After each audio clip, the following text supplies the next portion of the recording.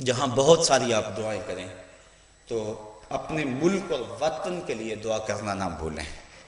اس وقت ملک جس نازک صورتحال میں ہے، کوئی بھی درد دل رکھنے والا شخص جو ہے وہ ایسا نہیں ہے جو سخت پریشان نہ ہو۔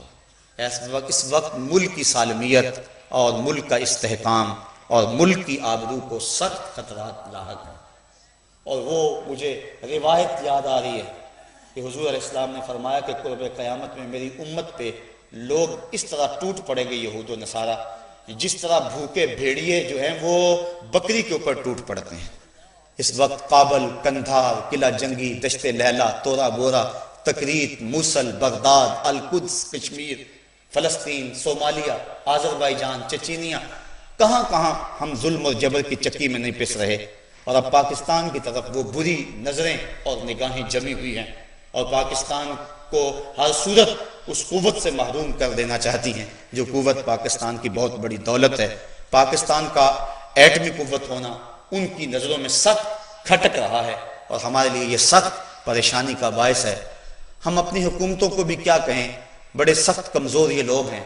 ہم نے خود ہی منتخب کیا تھا، سب کچھ ہوا، لیکن کوئی امید کی راہ، کوئی کرن نظر نہیں آ رہی۔ بلکہ میں نے تو چند دن قبل کہا تھا کہ ہم نے پھولوں کی آرزو کی تھی، آنکھوں میں موتیا اتر آیا۔ اس وقت جو صورتحال ہے، ہماری حکومت بڑا زوردار بیان دیتی ہے تو یہ دیتی ہے ہم پاکستان پہ کسی کو حملہ نہیں کرنے دیں گے، کسی کو اجازت نہیں دیں گے۔ اور میاں تم سے اجازت مانگتا کون ہے؟ وہ تو روز حملہ کر رہے ہیں، تم کہتے ہیں ہم اجازت نہیں دیں گے۔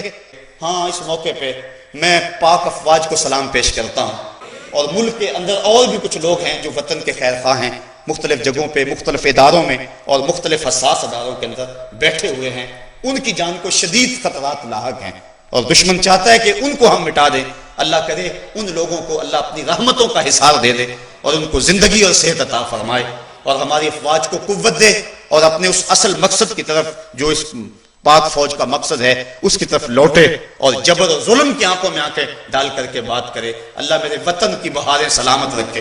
ہزاروں ماؤں نے اپنی ممتا بری گودیاں اس سبز حلالی پرچم پہ نچھاور کرتی تھی۔ وہ منظر تاریخ کب بھول سکتی ہے جب ماں کی گود سے بچہ چھینا جاتا ہے اور اس کے پیٹ کے اندر خنجر کھونپا جاتا ہے، پھر کرپان پہ چڑھا کے، نوک پہ چڑھا کے اس کو بلند کیا جاتا ہے۔ ماں آنسو نہیں بہاتی بلکہ کہتی ہے پاکستان کا مطلب کیا، لا الہ الا اللہ۔ آج وہ ماں تڑپ رہی ہوگی، آج وہ ماں بھی رو رہی ہوگی۔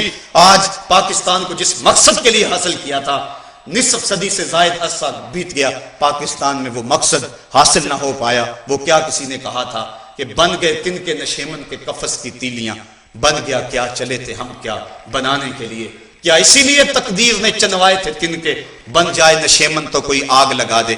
آج میرے ملک کو جن بحرانوں اور جن پریشانیوں کا سامنا ہے، ساری قوم اللہ سے گڑ گڑا کے دعا مانگے، رو کے عرض کرے، میرے مالک میرے وطن کی آبرو کی حفاظت فرما، اس ملک کی سالمیت کی حفاظت فرما۔ اس دنیا کے اوپر پاکستان اللہ کی نعمت ہے، اور یہ بات ذہن میں رکھیں کہ پاکستان کے دم سے عالم اسلام کا وقار قائم ہے۔ اگر پاکستان کو نقصان پہنچتا ہے تو مسلم دنیا یتیم ہو جاتی ہے۔ ہمیں وہ وقت بھی یاد ہے جب سلطنت عثمانیہ ٹوٹی تھی اور بغداد لٹا تھا، اس وقت پوری امت یتیم ہو گئی تھی۔ خدا نہ خواستہ اگر پاکستان کو جو ہے وہ کچھ ہو جائے تو پھر پوری دنیا کی مسلم امہ بالکل یتیم ہو جاتی ہے۔ آپ عرب عجم سارے حالات جانتے ہیں، پاکستان کی بقا سے عالم اسلام کی بقا مشروط ہے۔ اللہ اس وطن کی حفاظت فرمائے، اور میرے وطن میں دہشت گردی کی جو آگ سلگ رہی ہے، اللہ تعالیٰ جل شانہ اس کو ٹھنڈا کر دے، اور اس وطن کی گلیوں میں امن کی بہاریں نصیب فرمائے۔ اور یہ بھی دعا مانگے اپنی دعاؤں کے ساتھ، میرے مالک میرے مولا اس وطن میں نظام محمد کا سویرا طلوع فرما دے، اس گلیوں کے اندر حضور کے نظام کی بہاریں آ جائے۔ یہی ہمارا مقصود ہے، اسی لیے وطن حاصل کیا گیا تھا، اسی لیے تاریخ کی سب سے بڑی ہجرت ہوئی تھی، اسی لیے ماں نے اپنی گودیاں نچھاور کر دی تھی، اسی لیے قربانیاں ہوئی تھی۔ اللہ وطن کی حفاظت فرمائے۔